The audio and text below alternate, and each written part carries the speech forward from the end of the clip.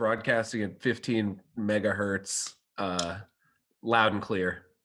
Does that microphone have some bass to it? What do you mean? I don't know. It just sounds deeper than.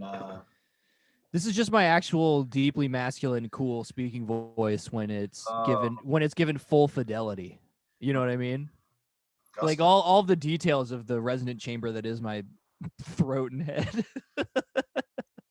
All right. Listen. Matt's actually Welcome doing to Spine Crackers. Thanks for talking over the intro.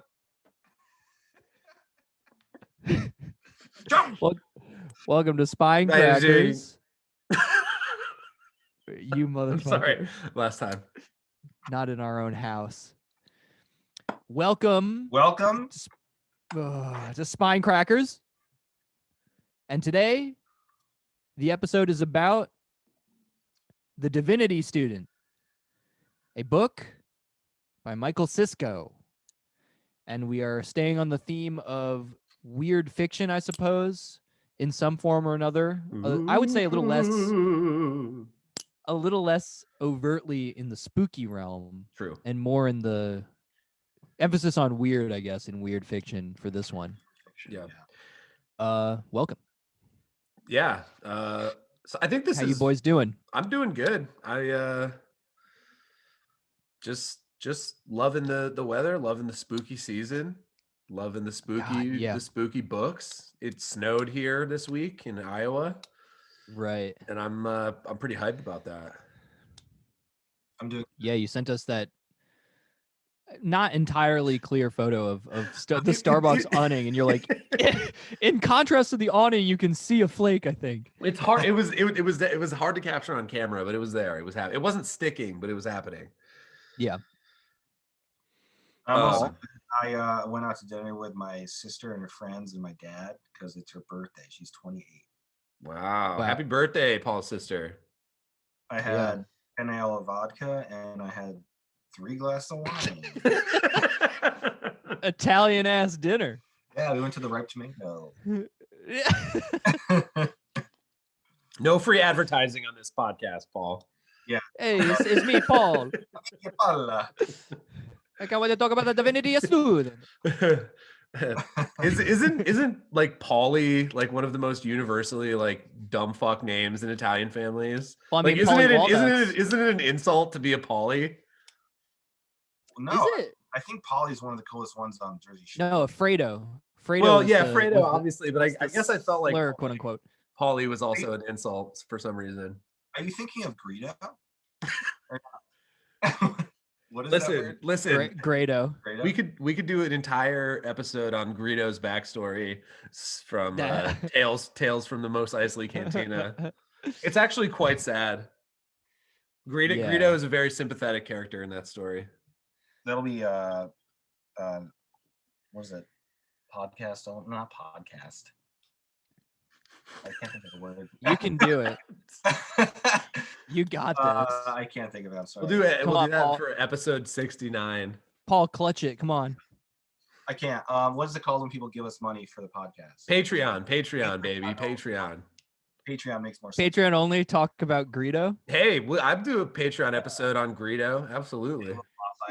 Cantina. Yeah. Yeah. Is That he would be Rodanian? Yeah, he's a what is it? I was gonna say Rhodesian, but that's an actual thing. That is deeply offensive. Is it offensive just to say Rhodesian? Like Greedo. There's a breed of dogs that are Rhodesian Ridgebacks. He's a Rhodian. He's a Rhodian. Rhodian, thank you. He's an aphrodisiac. For some people, I'm sure that's true. Ooh. Greedo? Yeah. Yeah. Put my in your tube. Nose. Put my in your tube hose. Also, his ears were Shrek ears before Shrek. I don't know who Greedo does not have a tube nose. It's like, I mean, it's sort of a tube. It's a tube. I guess. It's not as much of a tube as like Cy Snoodles or like that other weird elephantine looking guy, but it's a tube. I guess it's a tube. Yeah. And just think of the peristalsis, the kind of the sort of clenching action that could go on in a thing like that. Yeah. Yes. Definitely his mouth, sure. Not his nut. This ain't my first Rhodian. I do think Paul's right. I think it's his mouth. I think he actually has the other slits for his nose. Yeah, if I'm remembering correctly. So, anyway, long story short, Matt's a poser, complete fraud, Star Wars. Fuck off. Star Wars is for babies. I don't even fucking care.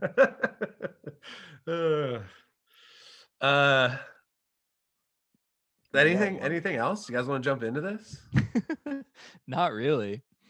You don't want to jump in? You don't want to jump in. I want to back out, dude. I'm actually getting scared. The combo here and the chemistry is too potent. I'm actually getting afraid. No, I actually think this is a super cool move from our prior book. Yeah. The Great God Pan and Other Horror Stories, because this is like probably 3 generations out from that epicenter of at least, yeah.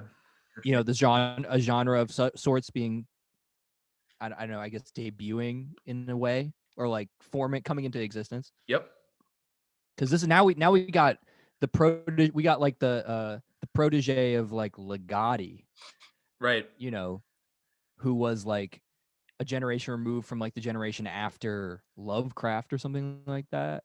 So yeah, we're seeing how the reverberations have played out into like contemporary literature, I suppose, because Cisco is still writing. Yeah, he's alive. Yeah, he's alive. He's publishing. Has some recent stuff. I mean, this is, I believe, his first published work. I think it's on the short end to call it a novel. It's a long novella. I think it's it's like 120 pages. What is a novella? I don't know. I never know the exact definition. I'm sure there are exact definitions for this kind of thing, but never look it up. Let's never actually know what it means. I don't want to know. I'm happy in my ignorance about this issue. But it's a short novel, long novella, whatever. And but I think this is his first published work. I think it came out in the late 90s. First published. And I got the plot summary on this one, if you guys are okay with that. Shoot. Yeah. So it's about a boy wizard who goes to a magical school and and then and then he has to track down 12 Horcruxes and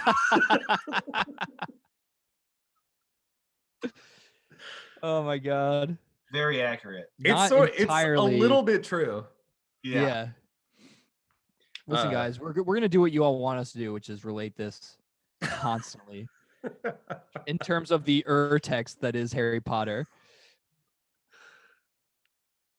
But does anyone else want to take a shot at it? That's the best I got in terms of a plot summary. I would have a hard time. I don't know. I actually think this is easier than the Mockin stuff to summarize.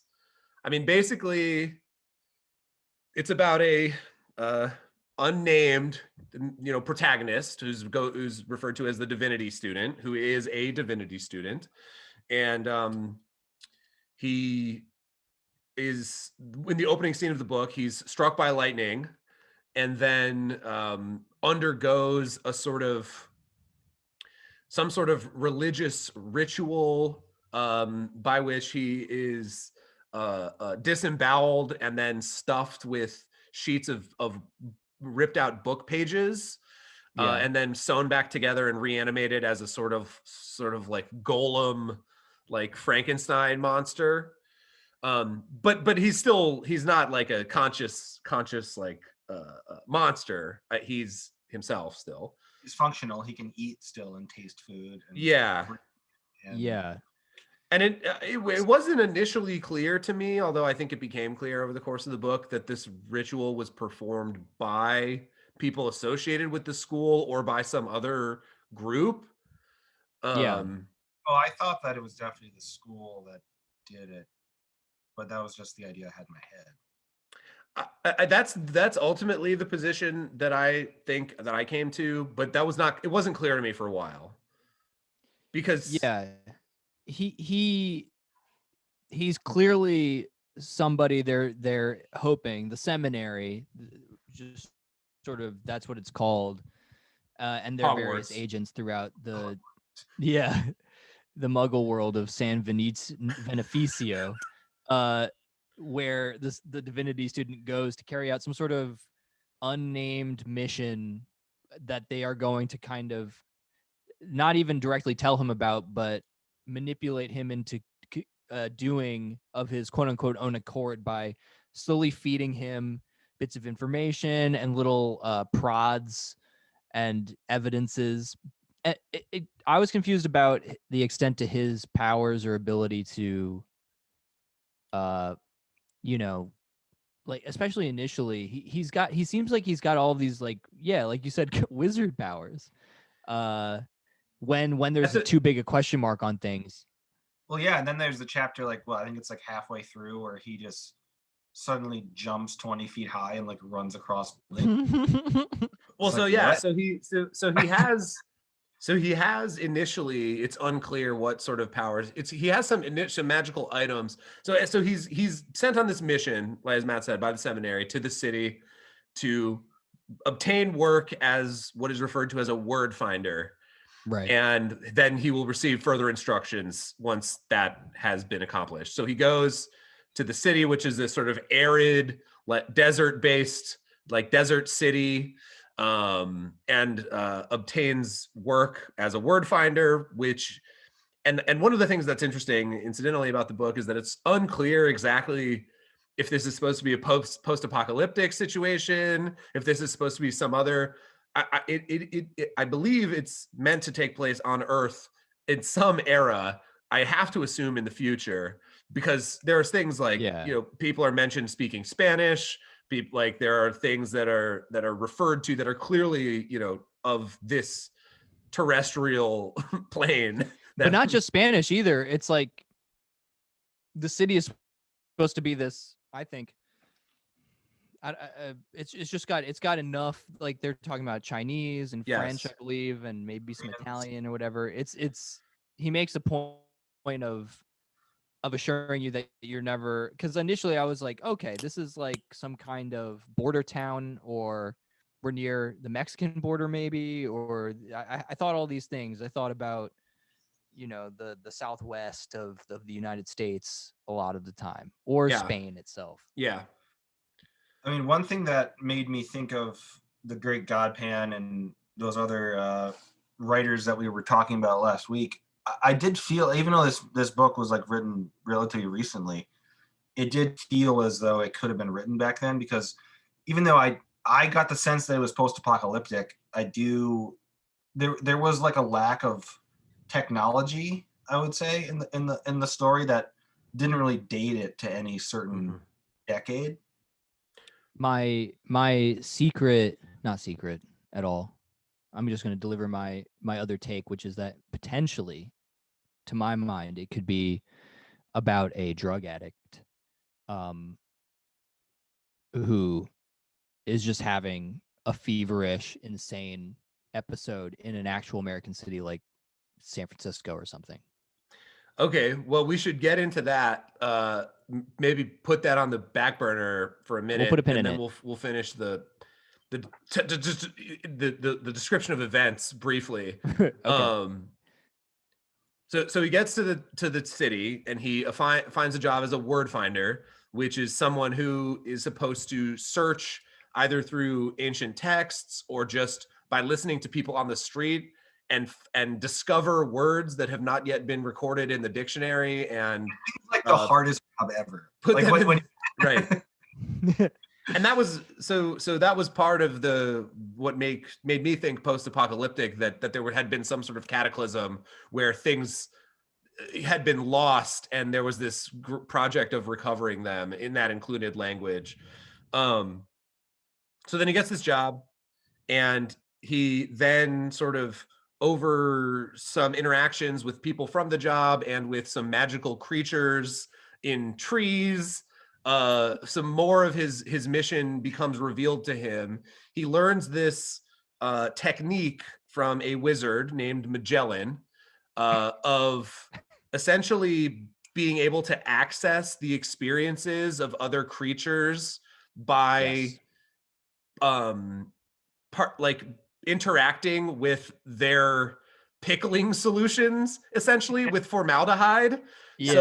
So you know, the first example that we see of this is Magellan takes someone asks him to show me what it's like to be a cat, and he takes a dead sick request cat sort of pickled in formaldehyde and does a ritual with the formaldehyde liquid that sends this person into a brief trance, and then they come back having some experience of having been living as a cat.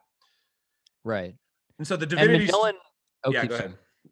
Oh no, this is like too far in, but just Magellan ends up being, I guess, somebody who was tasked with something similar to the Divinity Student at one point, who somehow refused at some point to do it and he didn't get got for not following through. He just gets to have like his practice and be just like kind of a weird guy who has this almost drug-like, again, service where he just allows people to reap the benefits of his ability to just make them be various things that they aren't. Right.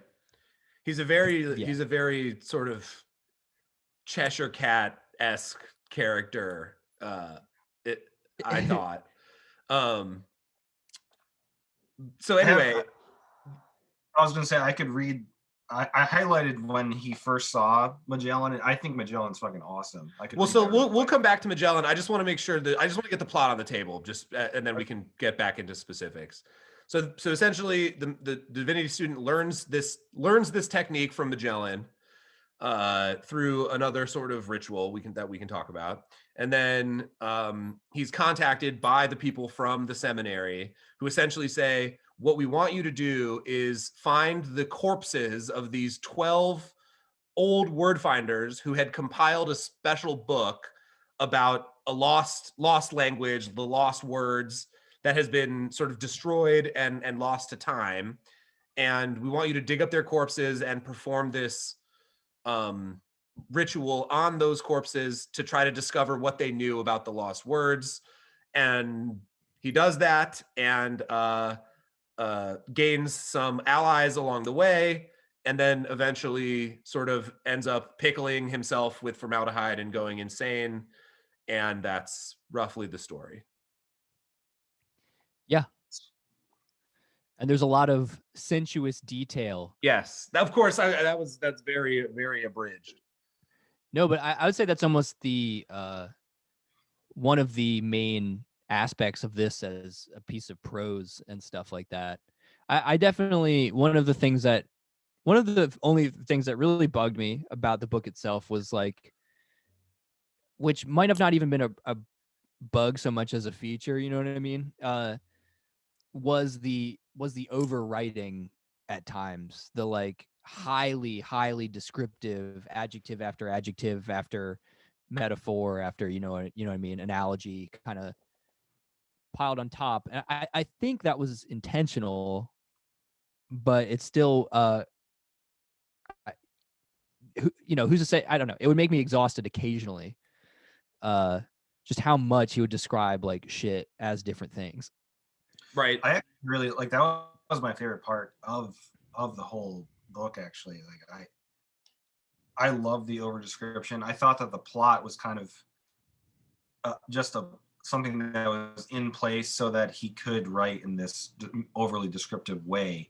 I actually read an interview with Cisco, and he said that he felt like writing and reading in particular is like it sends you into some sort of hypnotic state, and that he tried to like basically do that to to the next level while he was writing this book. Like he really wanted to amplify that idea that reading can be hypnotic.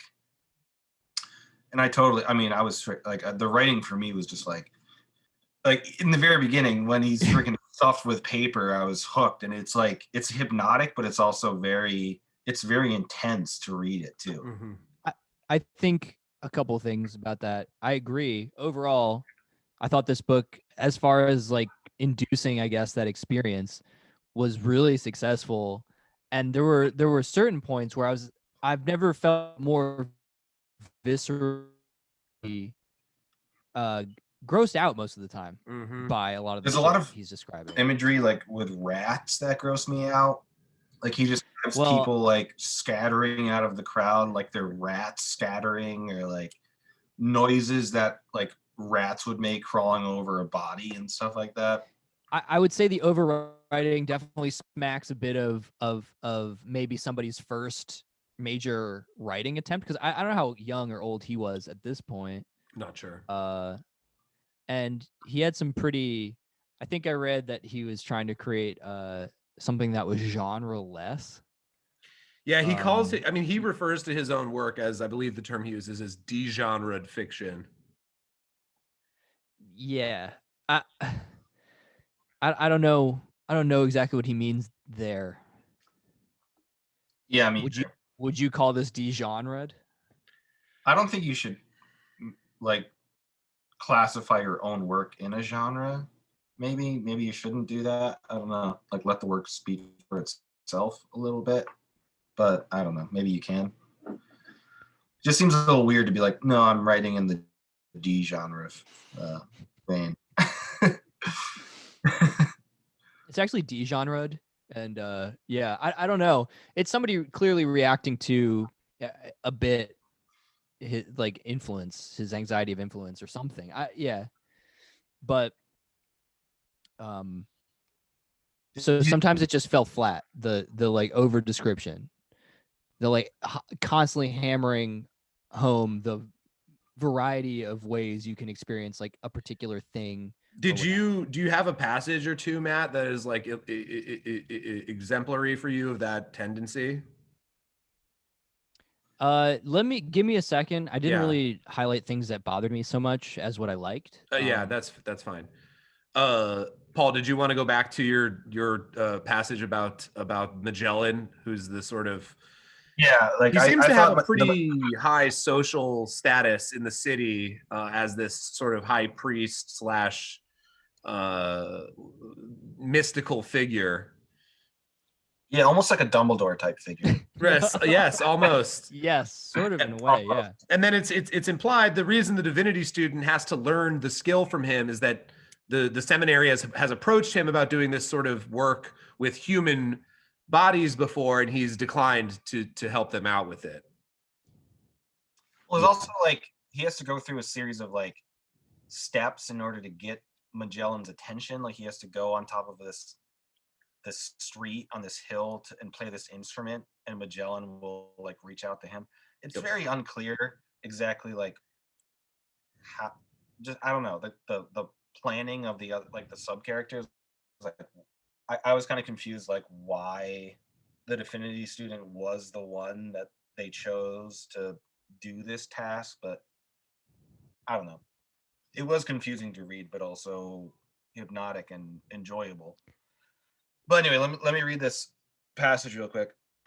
The Divinity Student then sees Magellan.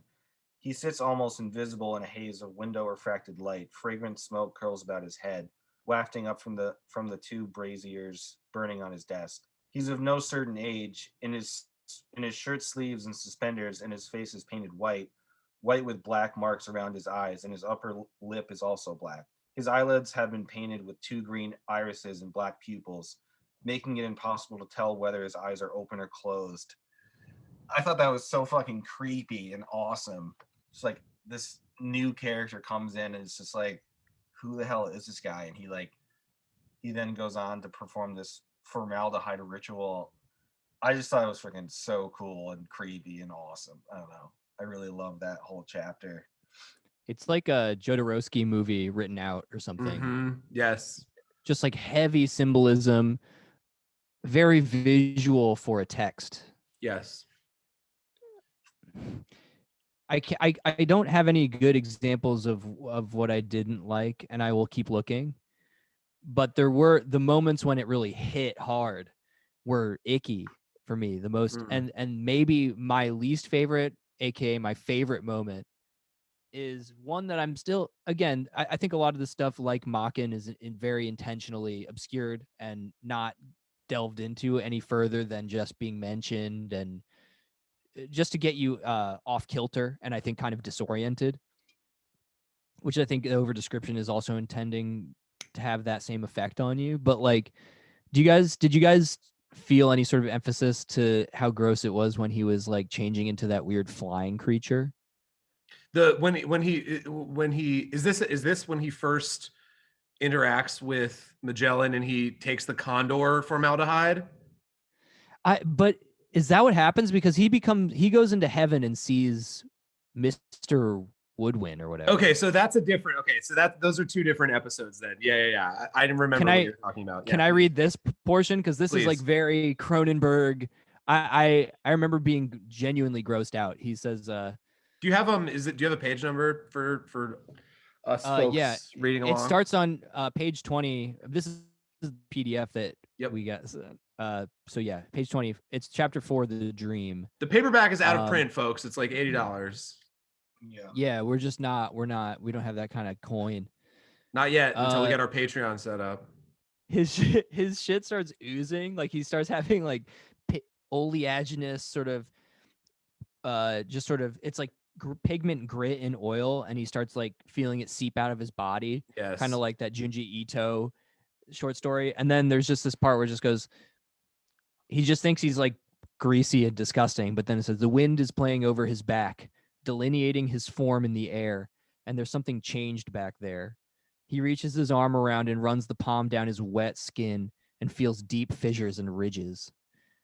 He peers over his shoulder and sees his ghostly reflection in the window. 3 huge dorsal vents slant down on each side of his spine, yawning open and upwards like gill slits. White skin stretched tight over powerful curves. Funnels of skin and muscle held out by fans of cartilage. Gross. It's very it's very The Fly fan fiction. And like, is he being like some sort of fucked up version of an angel at that point? Because like the oil seems to power these vents that like breathe in air and then propel him up into the clouds. And then he sees Mr. Woodwind. who, by the way, Mr. Woodwind is the person who owns the shop that he works for doing word finding.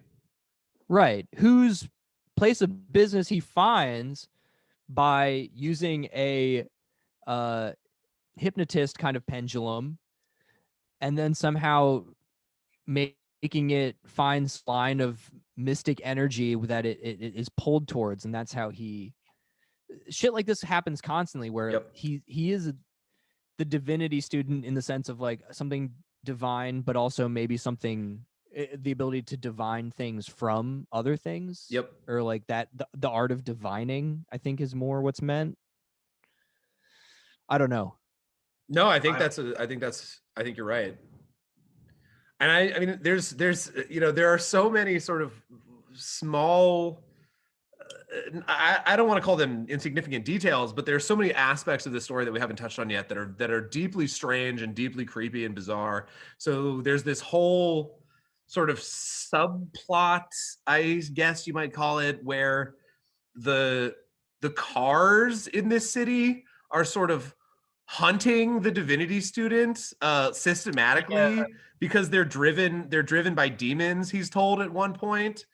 And he's sort of perpetually being chased by just cars, and they drive by his house at night and like try to slam into his fence, and it's the cars almost have this autonomous sort of sentience.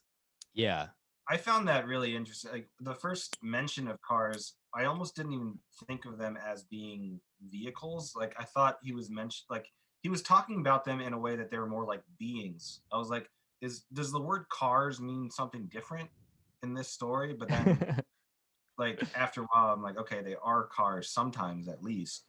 But yeah, that was really fucking interesting and weird. Just like, and that's what also like Matt, your point about like how it could be some sort of drug induced whirlwind that the character was going on, like that kind of makes sense to me if he's just like kind of paranoid about cars being demons and he's like being chased and always like hearing traffic and how traffic just sounds horrifying to him. Like, am I wrong? Like, I read I could have been led by the nose a bit in the foreword, which Anne Vandermeer wrote, who is an author in her own right, but also the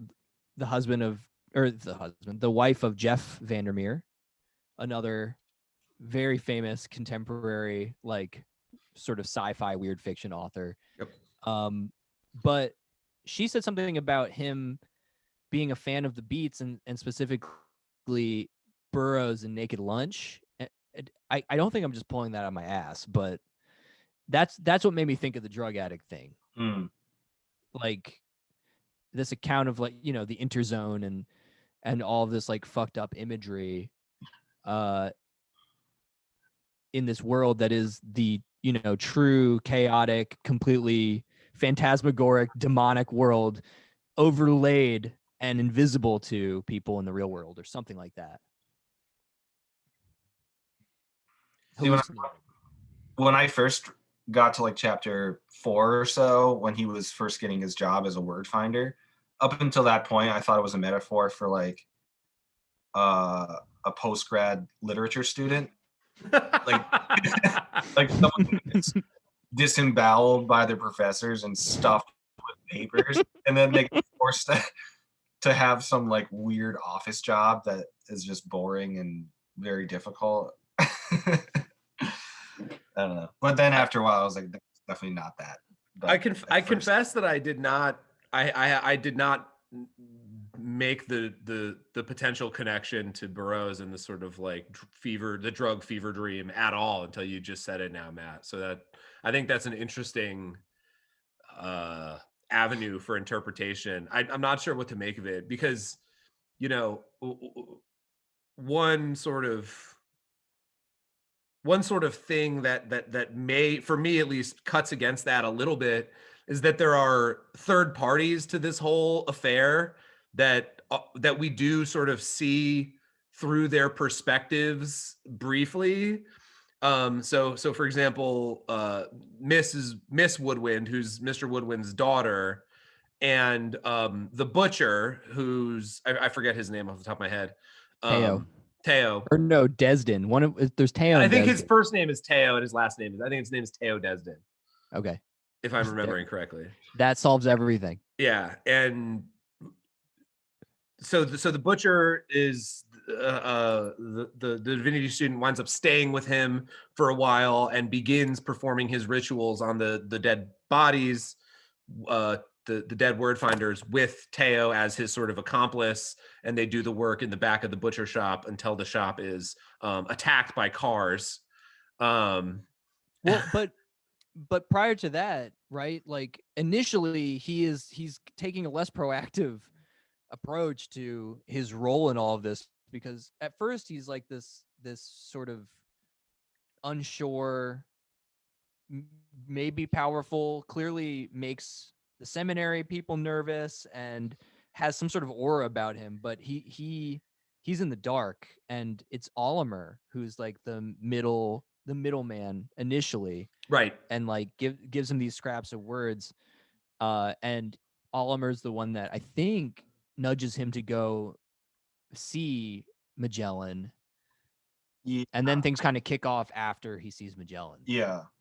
And then it gets into what you're talking about. Well, he actually might follow Olimer to like those magical trees, and then there's like that. What are the Oros? What the Oros? So in the context of the story, he meets this. He calls them Oros, and they're tree spirits. But I guess they can also be. He sees some of them later in their sort of larval stage in a fountain swimming into a tree's root. I love that. Yeah, me too. I thought that was a great scene. If someone can find it, maybe we can read it. But he meets this tree spirit who gives him I think the tree spirit is the one who tells him to go see Magellan. Or is the tree spirit the one that tells him, oh, no, the tree spirit gives him the box to play for Magellan to let him enter to learn the ritual.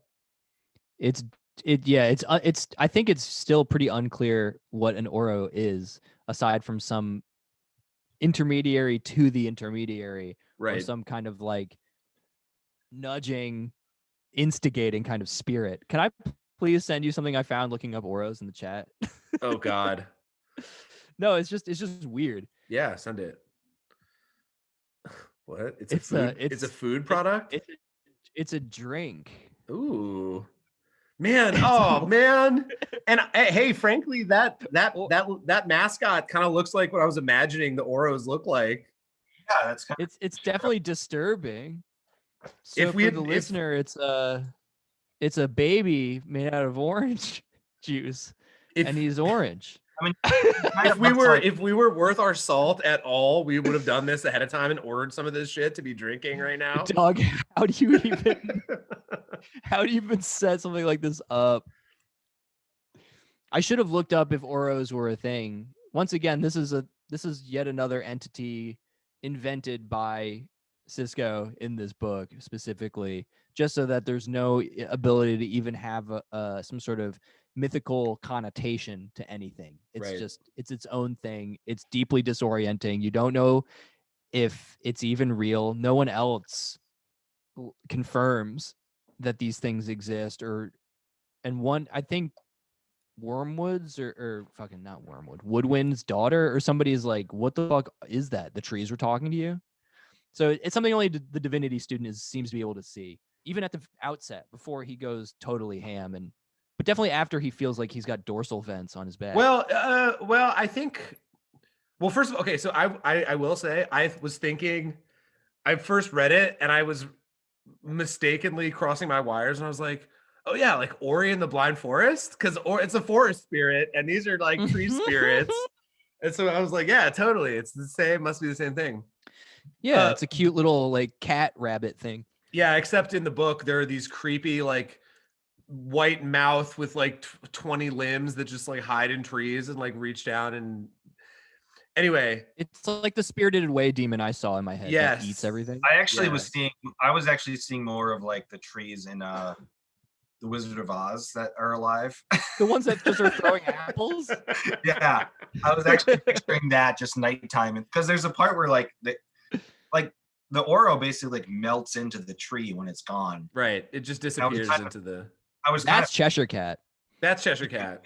But it also had this like extremely long limb like Slender Man. So I was picturing like Cheshire Cat, Slender Man, Wizard of Oz. How many things can we find that are like other things? We're just doing Michael Cisco's own genre, post-genre move. Or this podcast doing, is right? de-genred. This podcast is de-genred. I will say, okay, so Matt, to your point, it's not true, at least from the perspective of the Divinity Student, that he's the only one that interacts with the Oro. He follows whatever what's the guy's name? Olimer, thank you. He follows Olimer and sees Olimer receive papers from an Oro one night when he's tracking him through the streets. Remember? Yeah, I remember that. Okay, I guess, yeah. So Olimer, poor dude. Yeah. So yeah, it's not clear how Olimer got pulled into any of this. Well, it's not clear what kind of sway, or it's the seminary. So Olimer, just for clarity, right? I was just gonna say for clarity, Olimer is a co-worker of the Divinity Student at the word finding shop, the word finding business. Yeah, and he kind of gets in awe of the Divinity Student because he's like asking him like, who are you? And he's like, I'm a Divinity Student. And right away Oliver is me? like, he's like, oh my god, like you're special. And that was the first time I was like, oh, there's something about being a Divinity Student that like gives you some gusto in this culture. He's got clout in San Beneficio. Yes. Yeah, definitely. Even though that's still kind of unclear why. I guess it's just because you go and you study at the Orpheum or whatever, and that makes you like a smart, successful person. Is that what it's called? The seminary, and then the Orpheum is where Magellan Magellan lives and sort of practices. But the seminary is like the Ravenclaw headquarters. Oh, yeah. Yes. See, I went all over the fucking place with this book, man. Because yeah, it's very well. I think it invites that sort of reading. Yeah, in that sense, I really did I had a good time, because the sort of imagery dense way everything goes definitely sends your mind in multiple directions, like tangential to the text itself in a lot of ways, and that in general just is a fun aspect of reading, not even this book in particular, but just the way you can sort of orthogonally launch into something else while reading this, and your sense of time gets all fucked up. Like that's definitely one of the pleasures of reading in general, I would say. Well, and it's one of those things. Yeah, I agree. And it's one of those things where there are so many. And I would argue that this, I mean, I would argue that this much for me, I don't know, much more than The Great God Pan, and the white people, either of those stories, this book made me think of Oomsville. Ernst Younger's story that we have not discussed on the podcast, but have read together previously. Yeah, probably the worst book of all time. Paul is not a fan. It was polarizing. It was polarizing. Yeah. Only. I'm glad you said that, though. I will say, yeah, this book made me think of that story much more than anything else we've read. Not only because of the setting, which is similar, which is a sort of, desert, like, desert city that's walled and has sort of semi-modern, but also seemingly sort of reverted technological developments and so on. But because of the sort of position of the protagonist in the story in some ways, as a sort of agent of the ruling powers and someone who is sort of working their way through this new environment or this city, right? And so yeah, it made me think a lot about that book more than anything else we've read so far. And I think in terms of the perspective of the sort of building of the world as well, the world building in this book reminded me of Oomsville a ton as well, because it's dropped in very, very subtle, not always subtle, but sort of small, right, like you said, tangential, sort of refractive ways that are not always like, here is what this world is like. It's like, no, here's like a weird aside thought that like opens up a lot of possibilities. Like, I mean, all of the stuff about the trains that run through private homes and businesses and stuff. Yeah. Like it made me think of the Harry Potter night bus, really, more than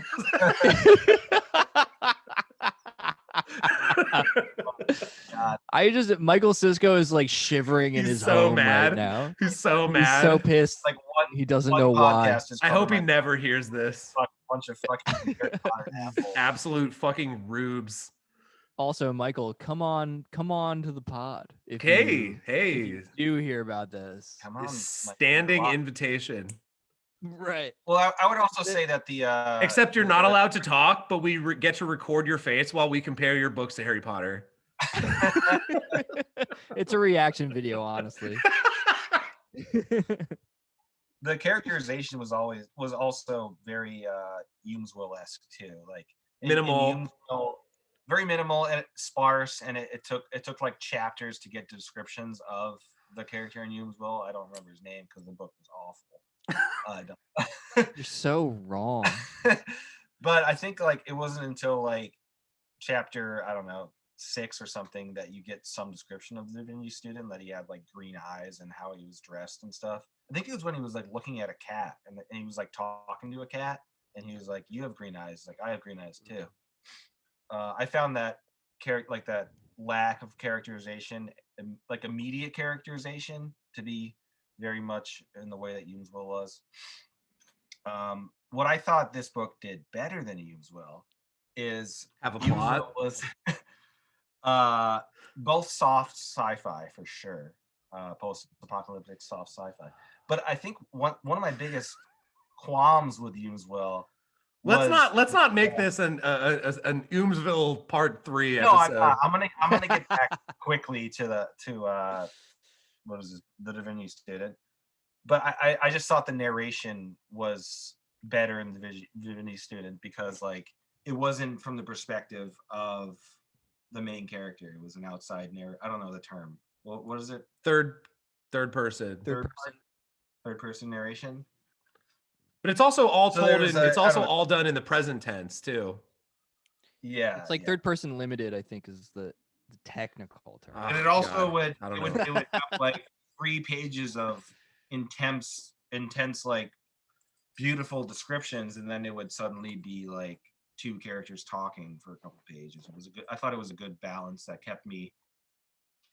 I just kept. I wasn't. It was like captivating for me. I don't know. I really like this book. I like the flow of it. I loved it way more than Eamesville. Well, and I just want to point out a few more things about the world building that I really enjoyed in terms of those small. And maybe we should come back at some point, like soon here, Matt, to your thesis that this is all a drug-induced sort of modern day thing that's actually sort of not happening in this alternate world. Right. But I mean, just little things like there are references to things like familiars, right? Which is a common fantasy term, a common trope, which is a sort of an animal that is bound to a human and they work together and whatever. But it's never specified in this text if that's what he's talking about. Sometimes it seems like it's another human that is just sort of like a servant, but it's left pretty ambiguous. And there's a similar usage of the term imp in the story where you're like, is it actual imps or is it just sort of like lackey servants? And I thought that sort of ambiguity is exactly what gives rise to the possibility of the sort of interpretation that you're talking about, Matt. Where is it like, is it literally like imps as in a different like race of creatures, a different species of creatures? Yeah. Or is it just the way this drug-addled brain is talking about the people that he's seeing? And there's also the possibility that Cisco, again, inviting the author in a ton, which I don't know what our stances are on this kind of thing, but like maybe all the above is part of this intention of his as a writer, is trying to create multiple realities at once that are all equally valid by deliberate and very like precise use of vague language, and allowing space between concepts and even plot to make room for all this stuff.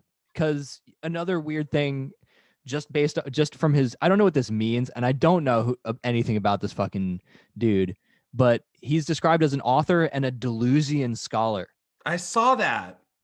And Gabe, if anyone's going to shed a light on even a little bit about what that, I know about rhizomes, and that's about it. What that might mean in terms of a person's influence on a person's narrative or writing, like I it's you. I don't know. Or Well, Paul, I don't know. Did you? Yeah, Gil's deleted. No, I don't know about that. Well, I mean, I think pretty clearly the Divinity Student is a body without organs. Dude, solid fucking joke. But I think, is that even a joke though? I guess. Well, then? I don't. Yeah, I mean, It's a think, fucking delusion. Yeah, I mean, I don't know what Cisco's background with Deleuze and Guattari is, if any, like formally, or if he's, because I mean, this is something that a lot of this D and G are sort of people that are appealed to variously in this sort of like weird fiction. I mean, like, Reza Negarestani, like Nick Land sort of like vibe. I don't know if Cisco considers himself to be in that lane. And I don't know where that sort of connection comes in for him in terms of his actual background. But I think it's interesting, and I think the sort of, you know, I think that would be a sort of level of analysis that is for patrons only later. Okay. Dude, fucking just tease it early. Well, I mean, I do think it's interesting that the Divinity Student is from the beginning a literal body without organs. Yeah. And he's going around. He's literally, has his organs taken out or replaced with book paper. And I think in terms theory. of this sort of, and I do think in terms of this sort of like rhizomatic, like generative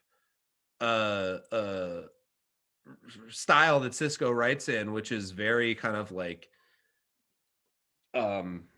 what's the term I'm looking for? Almost like fractal. Like it starts and then it goes out into 1,000 different directions simultaneously in a single paragraph. And maybe that is, some people would call that overwriting or over describing. I think that's a debatable, fair but debatable point. Yeah. I could see where some of the D&G stuff comes in.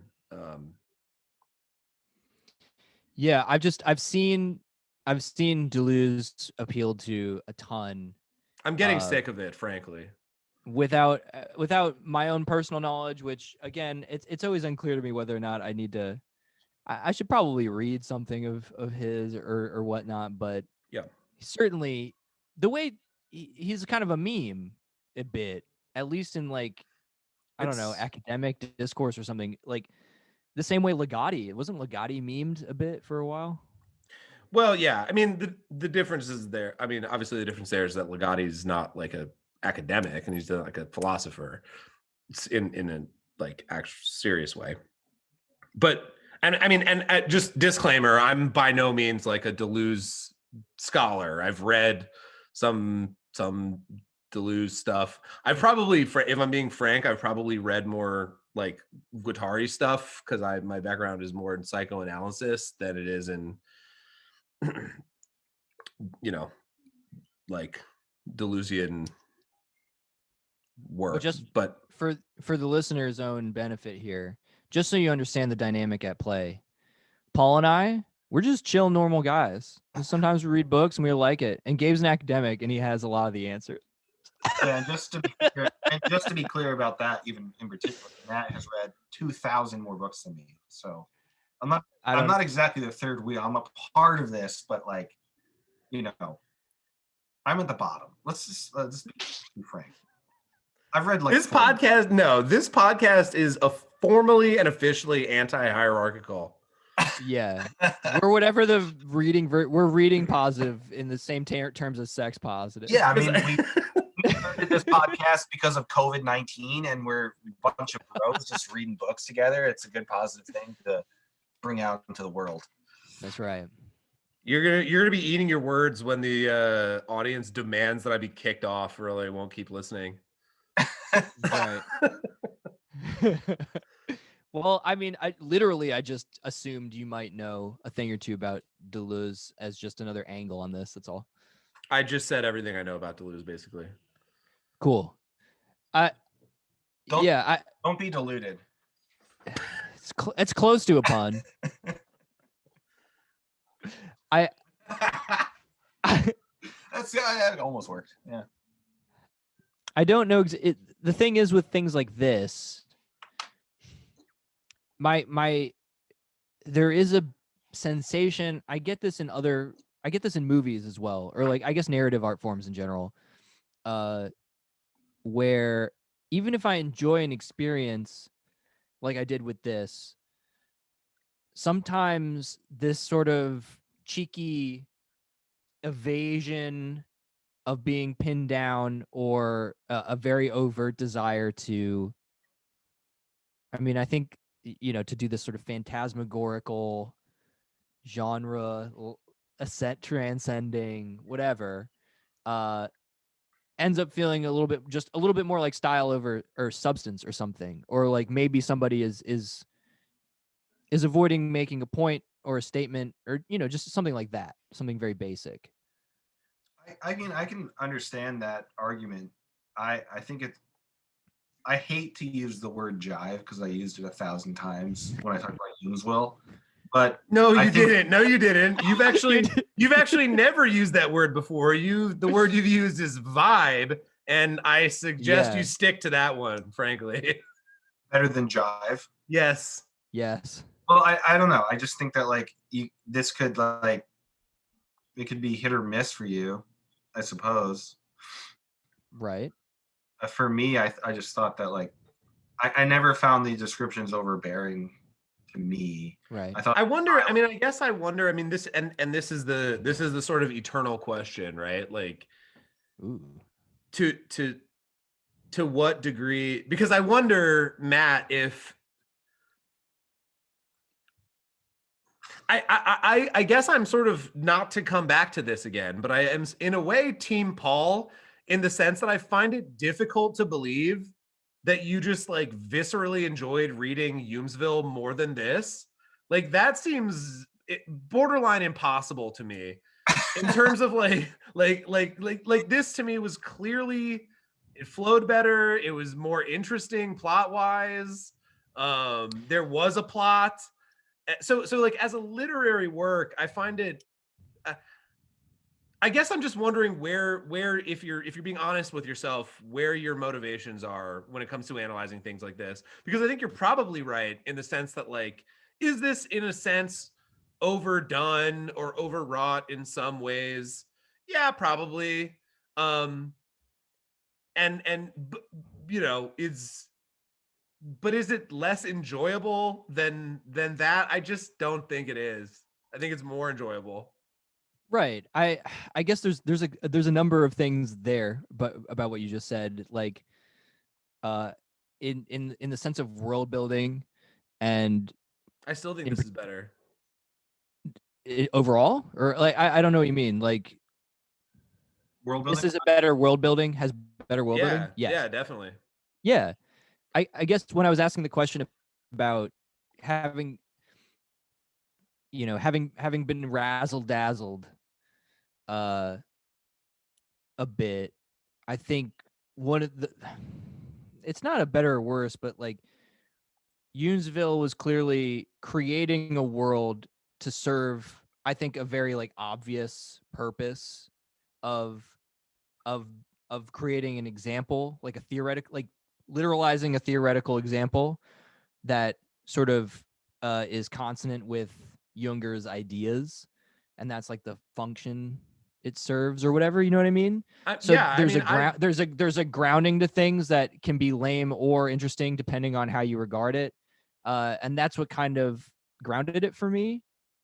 Whereas with this, I'm just not I like the world building, and I like the the palpability of location and all these bizarre things occurring, but it just didn't have that grounding current of a motivation or anything like that. And I'm not even convinced that that's necessary. It's just different, and it left me in particular feeling a bit like maybe this was a lot of impressionistic fluff or something.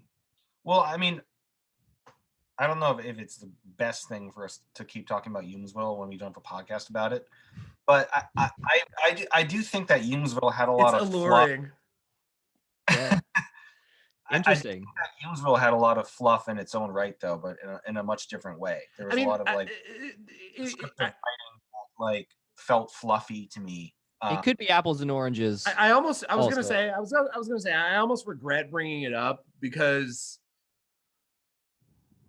and I don't know if you're gonna like hearing this, Matt. I don't consider that work a work of literature. It's a philosophical text. Okay. That's a work of philosophy. It's not a work of literature. And this is a work of literature. And so I think that in some ways it is apples to oranges, as you're saying, Matt, because I think that part of what's going on in this book is it is aesthetic. It is aesthetic play. Yeah. And it is sort of being interested in, I'll go back to something that you said at the beginning of the discussion, which is, you know, Cisco goes out of his way to talk about the various languages at play, and I feel like this is a sort of a love letter to language in general, and maybe it gets a little too sappy in some ways, but I think it is unabashedly concerned with the sort of viscerality and aesthetics of language, both in its execution and its theming and its actual story. Right. Where I see Hume'sville as a sort of just literal, like just a way to deliver a philosophical message in a way that Junger thought some more people would actually buy. That's fair. Yeah. Okay. So I do think it might be apples to oranges. I guess I maybe we can hammer out a definition of literature at some point later, but specifically, but I kind of agree with that assessment. And so I guess I don't. Yeah, go ahead, Paul. Sorry.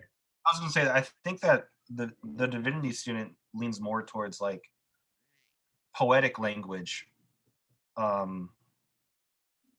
which, you know, I don't really read any poetry, but I found it to be like borderline a poetic work of art. It's really, you know, I don't know if you have anything to say about that, Matt, because you read more poetry, but that's one reason I thought that you would enjoy it more, because I found it to be like, you know. Look, I'm just voicing like criticisms. I don't want this to be construed as I didn't enjoy it. I think that's part of the critique Gabe is delivering against me too, is the fact that like, what's the difference? Or like what constitutes a more important experience overall in consuming something? Like, Well, I just think it is interesting to talk about. I think I came into this thinking that you would have enjoyed it more, Matt. I don't even know how much you don't enjoy it, honestly. I think you still probably liked it. I think that your nitpicks are probably pretty slight. I think you am I just talking for you right now, though? I don't know. yeah, I don't know. I mean, like I definitely picked up what Gabe was describing, which is a deep appreciation on every level with language and words, and it's not hard to see that as like one of the biggest themes. A man is stuffed with pages of books. And then he goes and becomes a word finder where people are like fetishistically scraping the ink of written words into little canisters and like huffing their fumes and shit. Like everything about this is all surrounded around the words, and then he has to go find the secret catalog of words and all this kind of stuff. I want to come back to that. I do think I do think that the writer was kind of flexing his ability to write a little bit. I think there could be a little bit of that in the text. Like he is really, really good at writing, I would say. Like he can write a fucking great paragraph, great sentence. And I did kind of get the sense every now and then that he was just like, I'm really good at writing. This is how good I am. Read this. I think you guys are being a little too flippant. I mean, I think go ahead. Like that, I only had that thought a little tiny bit. I really enjoy his writing a lot. So, but go ahead. What were you gonna say? Well, I was gonna say it's interesting because we're talking about this sort of obvious theming of the love of language and sort of words and word usage and whatever, but ultimately what actually happens in the story is that the main character essentially loses his ability to use words. Like words and language start to break down and utterly fail because of their overuse, because of their, so ultimately what he starts doing is channeling the memories of these 12 dead word finders by huffing the vaporized formaldehyde from their brain preservation tanks. And so cool, which is an amazing, like fucking brilliant idea. And it's described like beautifully and viscerally. Like on eventually he's doing occasions. Bong hits. He's basically literally doing bong hits. He's basically of their doing brain. formaldehyde brain bong hits. Such a fucking. That's if that phrase doesn't get you juiced up to read this, I don't know what else we can say. And like towards the end too, he's like, I think he's like wafting the formaldehyde at, I forget what other character, but the other character is just People are getting a contact high. yeah. He's so, realizes that he loves the smell of it. Yes. Like I formaldehyde now. But like I guess the point I'm trying to make is that I also think that Cisco purposely works into the narrative it's this revelatory sort of, the whole book has the cadence of like a, you know, Appalachian revival speaking in tongues like moment, which is both a sort of celebration of language and an understanding of the ways in which language constantly fails our own experiences. And I think that part of what he's doing is showing or thinking through the fact that you can talk and describe and over describe as much as you want, but there's ultimately a gap. There's ultimately a failure to get to the raw nerve of subjective experience via language. And that's why it becomes so. That's the, you know, it's a love letter to language, but what when you first said that phrase before elaborating was like, I was like, the tinge was, yeah, but then the end and the failure of language and Right. the despair and the chaos underneath all of that stuff. I mean, you know, he's still, if Ligotti is so juiced up on the guy, he's got to have a kind of, there's some sort of nihilism under that, probably. Yeah, I mean, I think it you know, it's an open question whether, I mean, I think that this is, and this is somewhere where I think we could even, if we wanted to, dive back into some of the Deleuze and Guattari stuff, where because that, in the way that Guattari at least links back up with psychoanalysis and Lacan,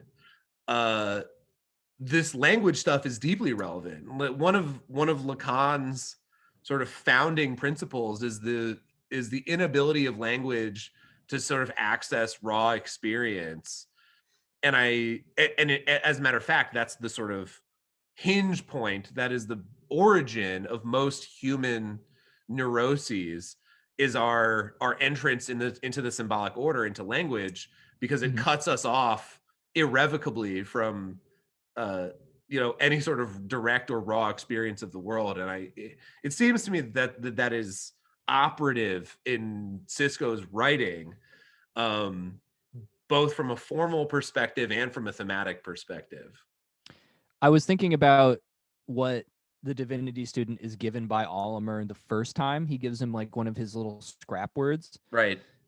And maybe this lines up a bit with what you're saying, where he doesn't have the full word. It's just a little suffix. And then there's the story. And then it says, Olimer says, you see, it's a word that can only be defined by a story. The word doesn't represent that sequence of events, but rather it names what that sequence suggests. Yes. And I don't know, that does kind of feel like a bit maybe what this story was also attempting to do. Yep. Or I totally agree. I think those little fragments are really, really important, because they're like these little koans about sort of like what, you know, the meaning of a word is not exhausted by what we write as the meaning of it, right? It's what are the experiences that we can tie to this? And I thought that those were very effective. Yeah, and the Divinity Student seems to be, eventually it's just made clear what the seminary even wants from his own mission, which is something super banal and kind of like religious critique-y, where they just want the secret words so that they can have them and safely interpret them ad infinitum and tell people how they're appropriately to be interpreted, and essentially gain control, which he denied, consciously denies them at the end, right? Yes. So yeah, eventually like that whole mystery about what the seminary's goals are becomes fairly banal as they fail to appreciate the deeper mystery or the profounder truth rather, uh that's like beyond their meager earthly goals. Which that feels like a church critique or organized religious critique of some sort. The Totally. logos and the word and like the word of God and all this kind of stuff kind of factoring into the overall, I don't know, themes of the story.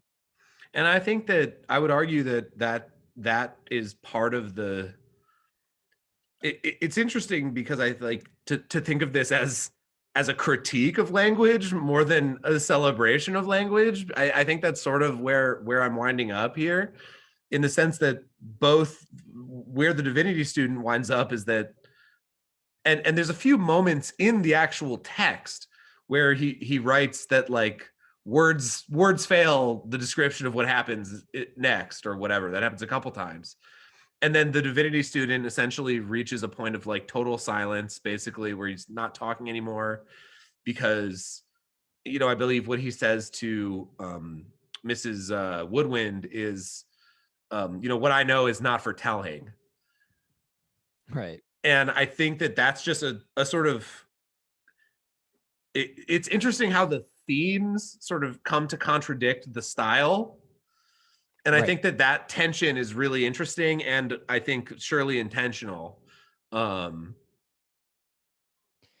I read a part of that like revelatory moment where Favre's Jill or whatever is finally just like, here's what we want. So this is the guy from the seminary talking to the Divinity Student. This is their main agent correspondent, and he's like, it is a mystery and will forever be unfathomable to mortal understanding. Our purpose in sending you to find these words is not the deciphering of the Eclogue, which is the actual name of the secret word catalog. That is not our goal, and regardless, it is an impossibility.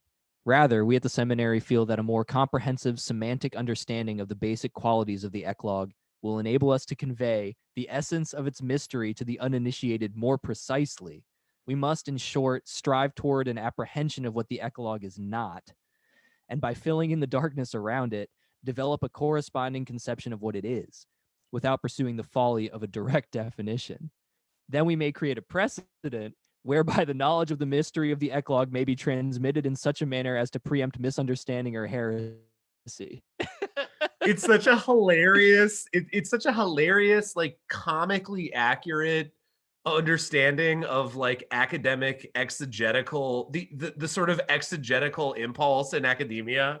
It's so funny. I mean, that whole unpacking of their actual intentions was so funny and concise that I was a little, you're right, I was kind of a bummer on it for a while, and then I just read that and I was just laughing. And I was like, this is hilarious. This is so fucking funny. This is great. And he was still like, no. That, they're kind of close, but it's just yeah. But it's just because they're trying to create a positive element and control positive things outside of what is, it seems to me, just a sort of roiling void. Yep. Right, Paul? Yeah, totally right. You're right. Do you ever just see the void? Are you talking directly to me? Yeah. Don't ask a depressed person that question. So that's a yes. So that's a yes. It's a yes, yeah. Hell yeah, dude. Yo, my boys ever look at the abyss? What up, Gabe? I wake up. What up, baby? My ceiling is the void. My screen. The bottom of my beer bottle. I just, sometimes I get a good look at at that abussy. Oh my god. I still think Gary Bussey is such a good. Well, you know who I was thinking of a little bit? A person whose identity will be kept a secret, but who definitely feels like they fall into these kind of meditations. Do you know what I'm talking about? Oh God.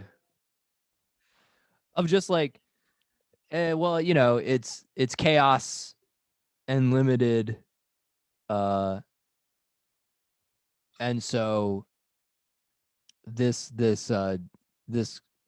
cultivation of a depression and sense of abysmal nihilism is part of me, but an important part that I need to like constantly nurture.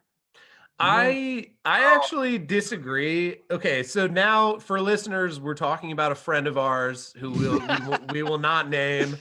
Gossip Corner. Gossip Corner. Welcome to the Gossip Corner. This is the talk soup of spine crackers.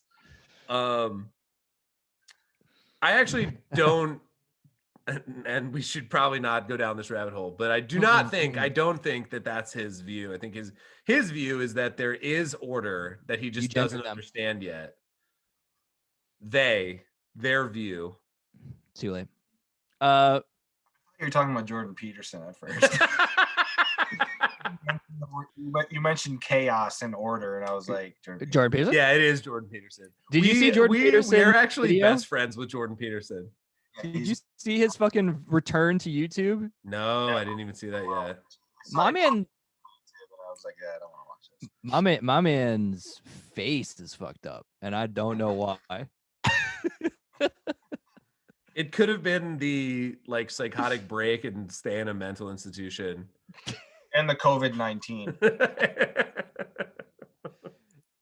And his daughter impregnated by like what? Force feeding him fucking the meat that falls into the sink in Poltergeist constantly. Maybe it's just the fact that his daughter just posts naked, like basically half naked pictures of herself on her Instagram. That's why his face is like that. Let me get that at. I didn't know she posted half naked pictures. Shit. Yo.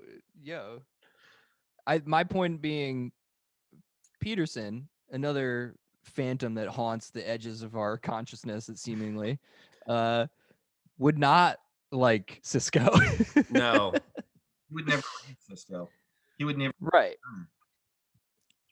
I guess I was thinking tangentially that there's order. There's still order to be found beyond. Yes. I mean, maybe I'm a simp, and I kind of got lost in both of your conversations in the last couple of minutes, because like I read this solely as just sort of like an experimental fever dream with a nice plot to it, but I read it as like a good joyride, a good Yeah, simp. What? That doesn't make you a simp. Yeah, what does simping have to do with that? Yeah. I don't know. I read it as like an enjoyable joyride of language. That was really how I read it. I didn't read it like looking into it too much, which probably I probably should do because I'm on a book podcast. I read it mostly as just like, this is just like a fun experimental joyride, kind of some soft sci-fi elements. Yeah, maybe like it maybe is funny. I mean, I think I mean, I was thinking about just the sort of the viscerality of it and the visuality of it, as you were saying, Matt, for a text. And there's so many moments where I was picturing and sort of engaged with it visually. So there's the moment when he's chasing I don't know why I cannot remember the guy's name. Oh, whatever. Olimer. I'm sorry. I'm so sorry. Olimer. There's the moment where Olimer traps him in a sort of like sigil on the street with in like a circle, in a magical circle, and the Divinity Student, and he finally is able to break out by pulling Olimer's hand over the circle, and he's chasing him down the street, and he's like windmilling his hands and throwing trash cans everywhere. And I was just I was just picturing like an anime chase scene. It's like, and like there are a lot of moments in here that do feel influenced by sort of anime aesthetics, like the sort of like people standing on rooftops and then like jumping hundreds of feet, like, and landing, you know, sort of like ninja style. I was gonna go Matrix. I mean, what is this? Absolutely. 1999? 99, yeah. So I think there's like a variety of influences here that are at play. Yeah. who was the lady that? No idea. The spider lady with the white hands? Yeah. No idea. I was seeing what's her name? Tim Burton's wife. Helena Bonham Carter. Yeah, I was seeing her in my head. Who was also in Harry Potter. Yeah, that's right. And It that's was what I was Bellatrix hoping you would say. Lestrange on the roof. I'm trying to get some Bellatrix Lestrange, bro. Every time that I read Oliver, I said Ollivander in my head. This is awesome. Yes. That's because Michael Cisco would agree that he's really copping a lot from Potter. Oh yeah. He knows. Oh God. I will say, do you want to know who I do think stole from this book? I think we're probably safe to move into just random reflections and bits that stuck out. Yeah. Do we want to talk about the ending? I guess the ending maybe supports your theory, Matt, because it feels like he winds up just back in a cab, just driving into the city on a road. Well, I wanted to talk about, there was Right. one line too in that last chapter where like it took him 100 years to get to the center of the city. That's what it says, yeah. And that creeped me out. And he's been freebasing cadaver Formaldehyde. brains. Yeah. In an abandoned house lent to him by the seminary for weeks. And we had talked about this a decent amount last episode with Makin, but just he's crossing the veil. Like people are less real than the, all of these weird entities and creatures and spirits and demons and imps and fucking auros and all this stuff takes on far more of a tangible. He's shifting over into a different mode of being. When he does talk about how people on the street like go out of their way to avoid him, which would be consonant with him being like a drug-addled psycho. Yeah, so that was, I mean, again, I think this story in this book is supposed to be able to contain multiple levels of interpretation simultaneously, but like again, this is going off of the tiny little tidbit of how Burroughs was his literary hero based off, according to Anne Vandermeer. So, whatever that's worth. Well, when Michael Cisco comes on the podcast, we can ask him. We will ask him to his fucking face. Is this Naked Lunch? Did you do Naked Lunch again? We could be like, hey, Michael Cisco, you're a cis male. What do you think of this? So we really value your opinion over others. Please tell me. But the author might be dead. The author might be dead, but cis males are not, baby. I don't care what anyone says. And that's why we're friends with Jordan Peterson. Podcast next week. Hey guys, do as I say, not as I do, okay? My first pick for book club will have to be the New Testament. Jordan Peterson, his first pick would just be the coffee menu from Tim Hortons. Crack open a nice bag of all dressed potato chips and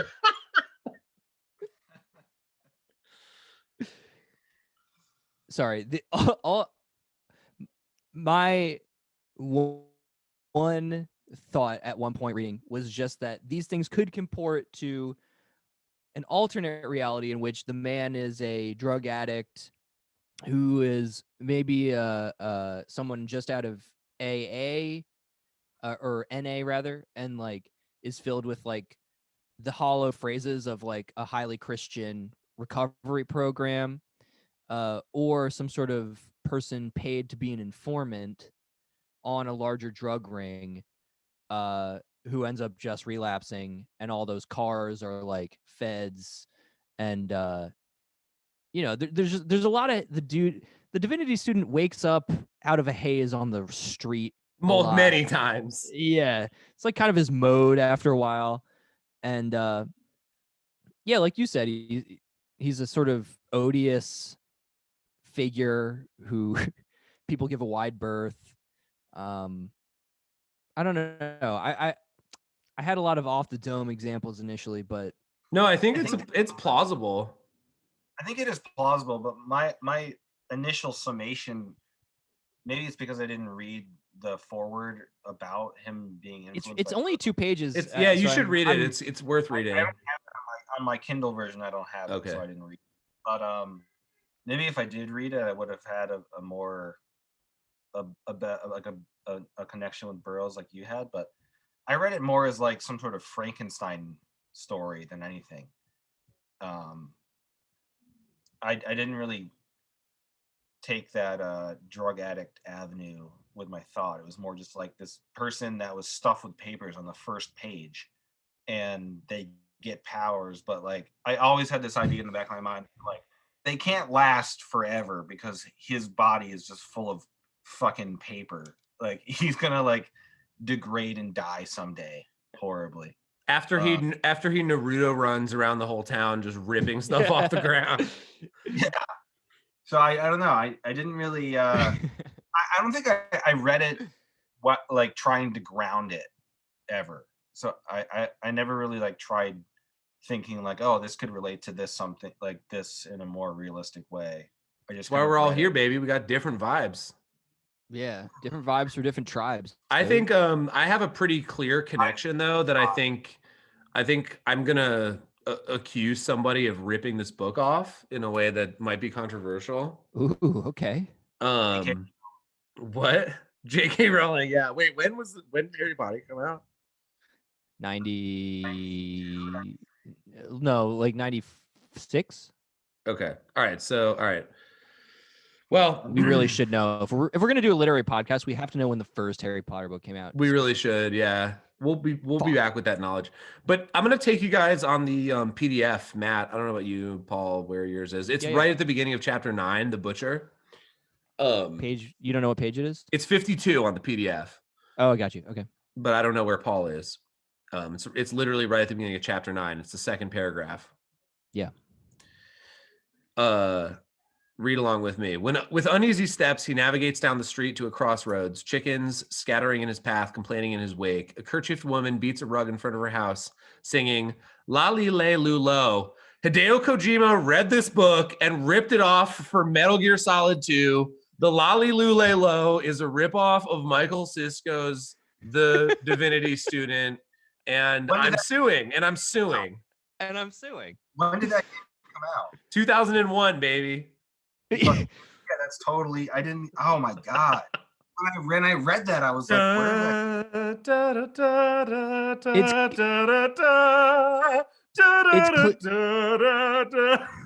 well, when you sing the song, I get emotional, and I start to like Hideo Kojima again. So don't do that. He didn't write the song. I don't care. It's stirring. It's a stirring anthem. But you're right. It's clear as day. He's an absolute pirate. He's a hack fraud, and his game should be denounced from PlayStation. His game should be deleted. This podcast is officially anti Metal Gear Solid. Hideo Kojima is a hack and a plagiarist. Mm-hmm. And yeah, he's officially. I mean, you can fucking quote me in the Supreme Court. Amy Kojima Barrett with her gun arm. Amy Kojima Barrett. Kuwabara. So yeah, he clearly ripped off the Lolly Lule Lo from this book. Yeah, and that's that. I only had one other.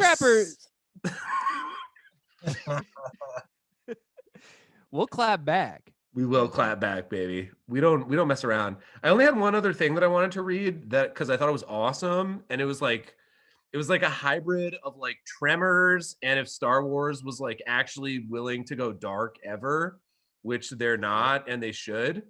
That's another conversation. So one of the sort of like small world building moments about the sort of setting is that this city is surrounded by 10-foot long monitor lizards that like run around and just stare into the city at night, and their eyes reflect off the lights of the city, and it sounds extremely terrifying. Yeah.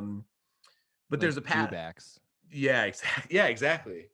Or like fucking crate dragons, which you wouldn't know unless you're a real Star Wars fan, Matt. Um, so anyway, I just wanted to read this paragraph. Ooh, I'm mad. I just wanted to read this paragraph, or this half paragraph, because I thought it was really effective and cool and world building and interesting and hallucinatory. So this is towards the end. He's having a sort of like fever dream about what's going on. He's starting to see sort of shapes and demons and other sorts of figures after having ingested the formaldehyde memories of some of these word finders. This is on 106, Matt, in the PDF. Okay. It's that paragraph break there. It says, now he's always dreaming and so sensitive to the slightest excess of sensation that daytime is too much for him. He remains inside all day, quailing with a sense of brittle fragility that threatens to erupt in splitting pain. And when night brings him relief, he wanders the streets, passing cemeteries filled with ghosts standing in their graves, quietly chorusing, "Oh, see us," after him, eyes closed, hands pat the air. His eyes close and his hands pat the air just the same. He then leaves San Beneficio altogether to walk outside in the desert. The monitors ignore him, lying motionless in rows, a petrified forest of black shapes against the horizon, eyes staring, reflecting light back in the city.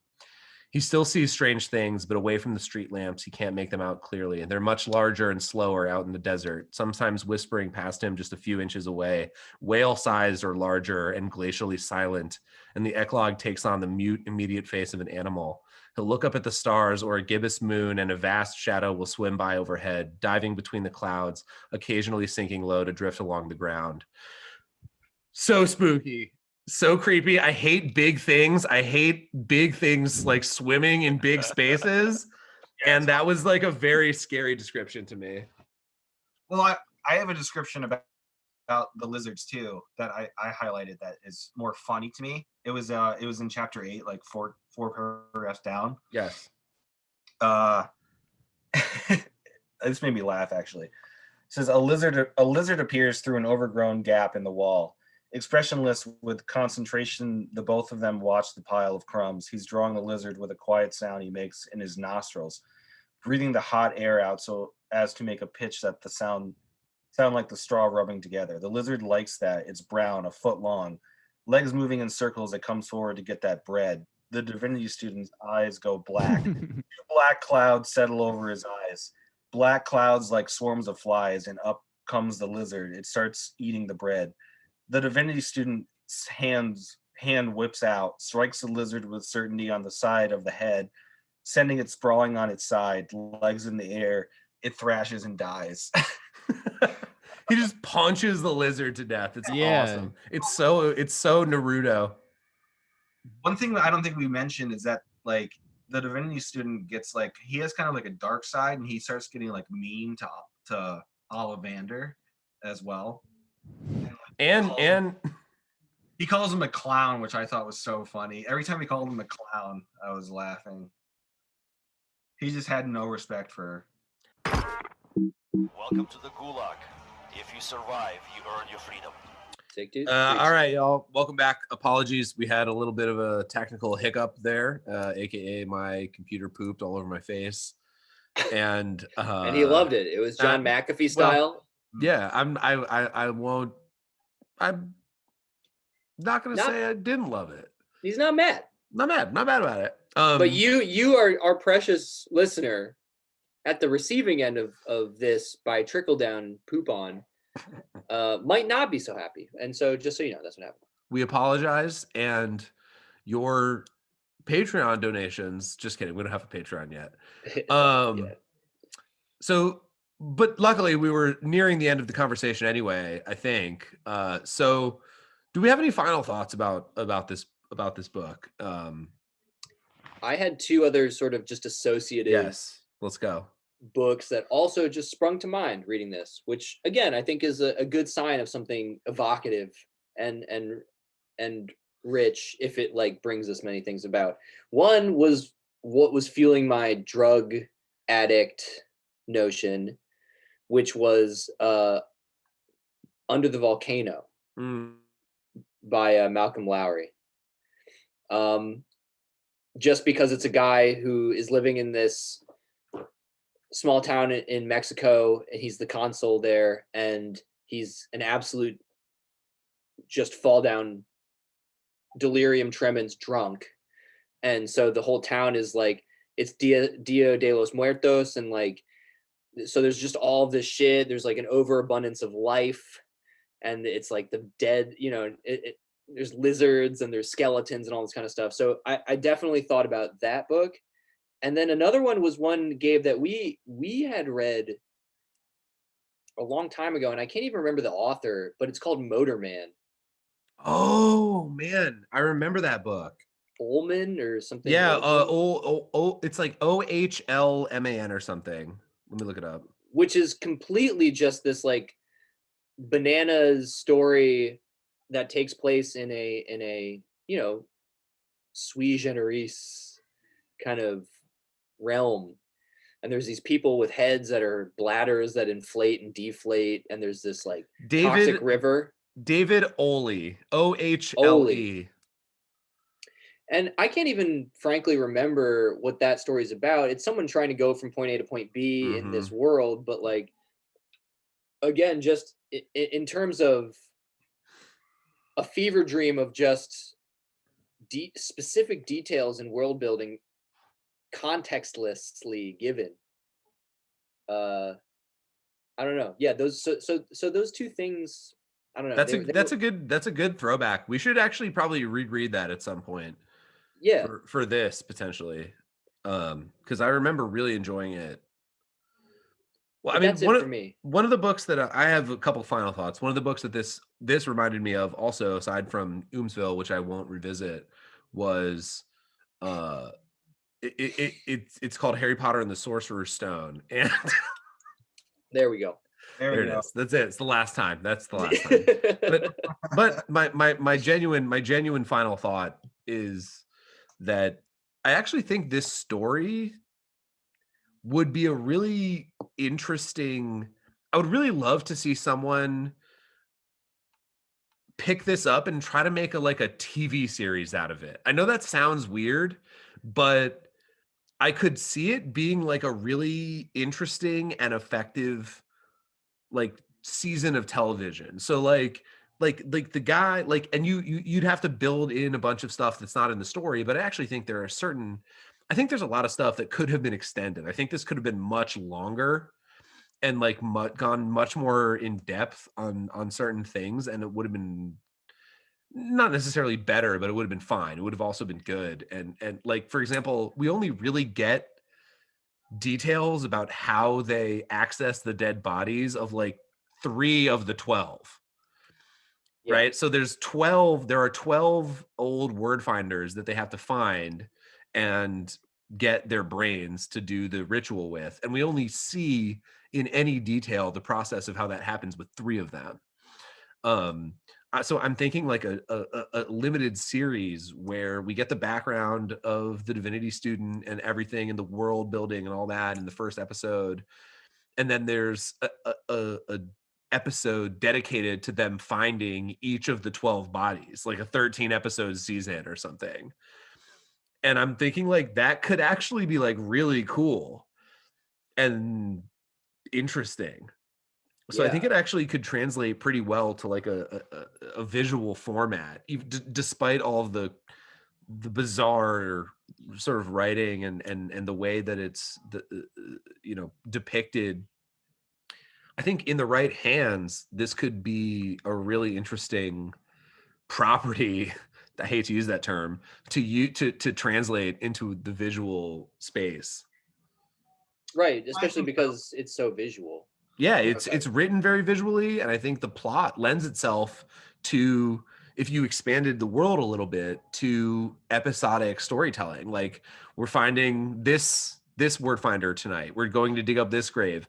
And they're all different. Like one guy is like buried in a grave. One corpse is like in a heavily guarded museum that they have to infiltrate. And Yeah. like, so like, and if you just expand that and find like a cool story about how they have to get to each corpse, I think that'd be really fucking cool. Agree. Definitely. I agree. I actually had some callbacks to like Philip K. Dick a little bit. I felt a little bit like I've only read a couple books by him, but in the same way that Blade Runner was expanded from Do Androids Dream of Electric Sheep, I feel like you're right though. Like this, I didn't have that feeling until you just said it, but I do think that it could be translated well to us, like a 9 episodes show. It'd be fucking cool. Let's do it. Let's make a pitch to HBO right now. Well, I'm curious about Michael Cisco as well, because Gabe, you had bought Animal Money first. Yeah. And we're just kind of curious overall, it seems, beforehand about him. Yep. That's a long ass book. Yeah, but that's like I think that's his most recent novel. And it's I don't know much about it, but I think it's about a world where animals are used as money, basically. Yeah. And it's like 900 pages or some shit. And I'm definitely excited. I'm excited to read it now after this. And I think another one was The Great Lover. That's what I saw. Yep. And then there's a book called The Narrator. There's a book called The Tyrant. So he has a lot of he's not necessarily prolific, but he's been writing since the late 90s, and he's been producing stuff consistently. So I mean, I was left wanting for more. Mm-hmm. And I will be reading other works by him, and I think The Great Lover or whatever will be the next one. Yeah. But Animal Money looks cool. I'm gonna read it. I have it here, so 900 pages, Jesus. Yeah. This made me think of if I was to think of like a director to direct the series, I would probably pick Peter Jackson, who directed The Hobbit. Don't meme at us, bro. You're memeing. No, Yeah. Paul, if you keep making Hobbit references, we're gonna out your secret Twitter account. Mm-hmm. Oh my god. Well, that actually would probably be good for me. No, I don't know. Are we gonna play the game like who should direct this movie? Do we want to do that or direct this show? We could. I hadn't thought about it. Well, this would be. Again, this would require a high budget to do effectively. Yeah, very high.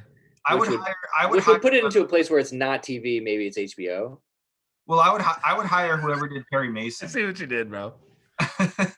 Perry Mason. That's interesting. Why? Well, I don't know. I feel like whoever was in charge of the Perry Mason show on HBO did a great job of like world building and making that world believable.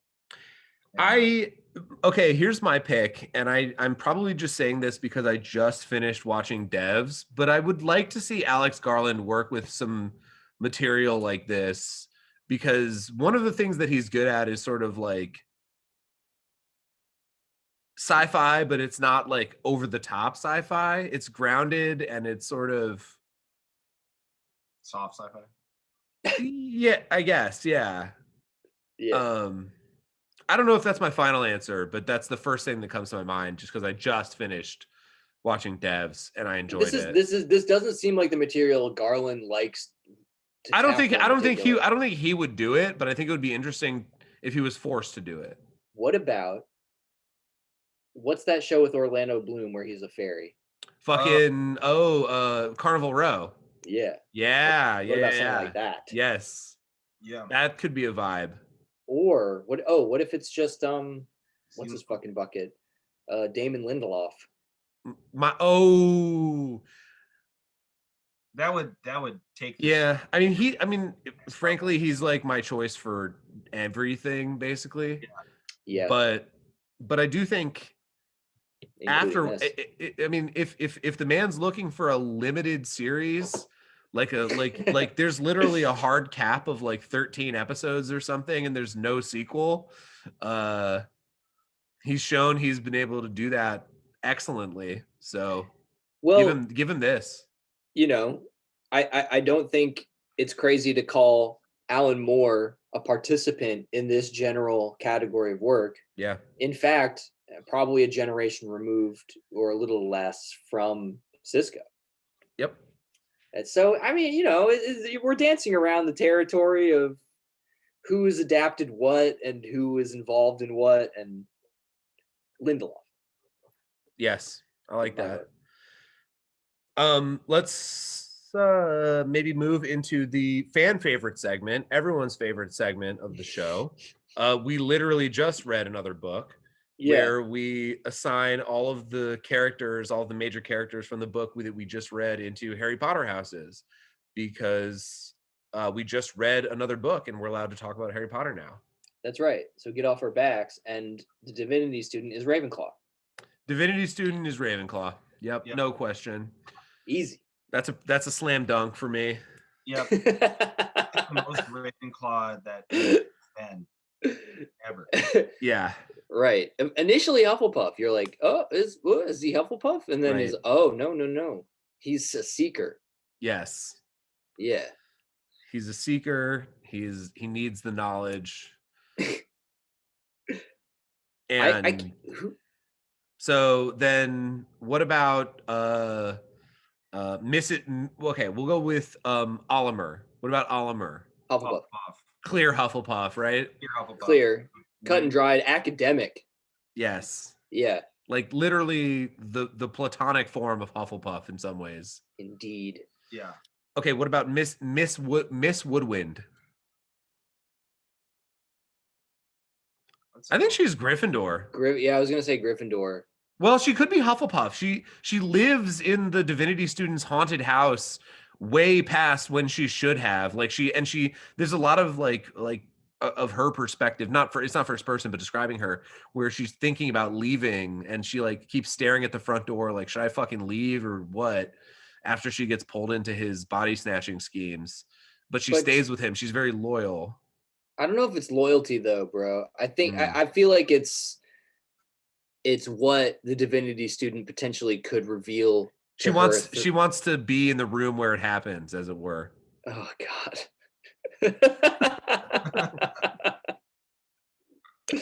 Yeah.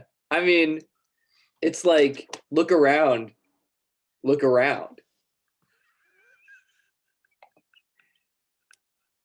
Oh God.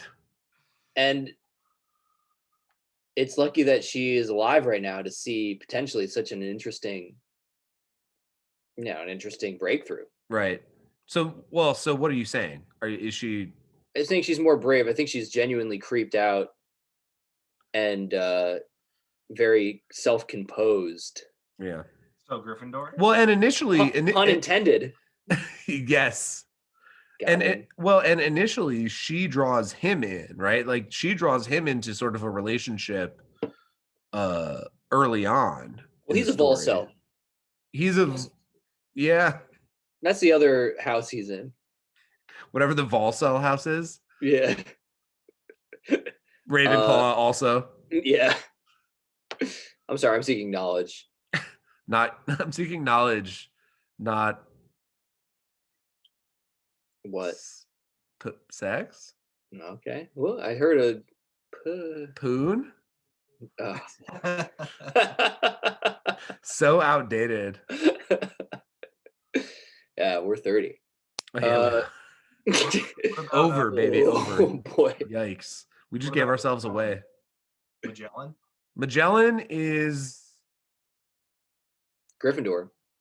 Probably he's Gryffindor, yeah. Like he's a seeker of knowledge, but he's a Chad about it. Right. He actually came out of this shining and on the gravy train with biscuit wheels, because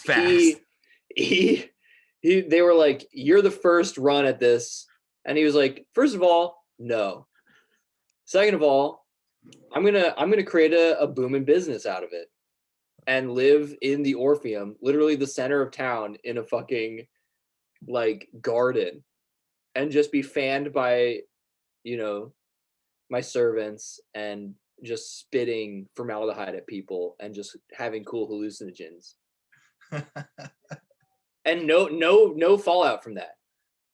He's fine the entire book. He's totally like unaffected in any way. Right. Yeah. Okay, so T.O. Desden, Hufflepuff. Yes, Hufflepuff. Also cool The ninja Butcher. skills. The ability Yeah. to kill flies by throwing knives at them in midair. He is pretty sick like that. Yeah. He's nice with it. Cuts He him in is. half. He's also he's psychotic Oh yeah, because he does some shit with the body afterwards. that we don't want to know about. He gets That a we- huge boner when he finds out that the Divinity Student is working with dead bodies. Yeah, he's like, oh, you're getting Can I- cadavered? Oh, can I help? Yeah, and he's like, do you want to? He's like, I'll do it. Like, it's so chill, whatever you want, dude. It's fine. Just let me do everything. I'll dispose of them. You can have whatever you want. Just give me the body. Give me the rest of it. I think that's most of the main characters, right? Yeah, no one else is really. Fuck. What the fuck's his name? Who the guy from the Point man. The point man for the seminary. yeah, I know. What the hell is his name? You'd think we'd have this. You'd think we'd have it on lock, having literally just read it. It's like Flavius or something. So what? Faz Faz Virgil. Thank you, Faz Virgil. Thank you, Paul. Faz Slytherin. Virgil is a Slytherin. Yeah. Just He's listen to clearly like manipulates the Divinity Student into doing what he wants. right. It's not clear what he gets from it. I'm assuming some benefits from the then. Well, he's a knowledge seeker, but it's for bad reasons. It's not for Ravenclaw reasons. It's manipulative Slytherin reasons. He's the deep state. He's the deep state. He's seeking knowledge, but just in order to have a base layer of control. Exactly. Yes. And then it stops there. Okay, so we got Vagisil dealt with. Should we do final scores? Is there anything else we need to cover? I think that's like. I think that's Yeah. it. All right, Paul. Paul? Where you at, buddy? I'm at 4.0. Nice. I'll go. I'm gonna go 3.86. Right on. 3.64. Nice. I'm pretty sure that's very close to what I gave the last book. And Probably. there will be a constant re-review That's right. That's of right. scoring. This is all subject to change whenever we want. Yeah. I feel like we shouldn't change them ever. We can. Oh no, I'm changing it constantly all the time. I'm never. Yeah, changing dude. mine. That's fine. We all know you give The Hobbit 100 every time. Yeah. 100 out of 5 to me. Yeah. Hobbit. Hobbit is your pole star whenever reading anything. Exactly. I love the desolation of Smog so much. All right. Well, on that note, Au revoir. au revoir. Thank you, dear listener. Paul, anything you want to say? Bye-bye. Bye, everyone. Bye, everybody. Thank you for listening. And we love you deeply and profoundly. Hugs and kisses.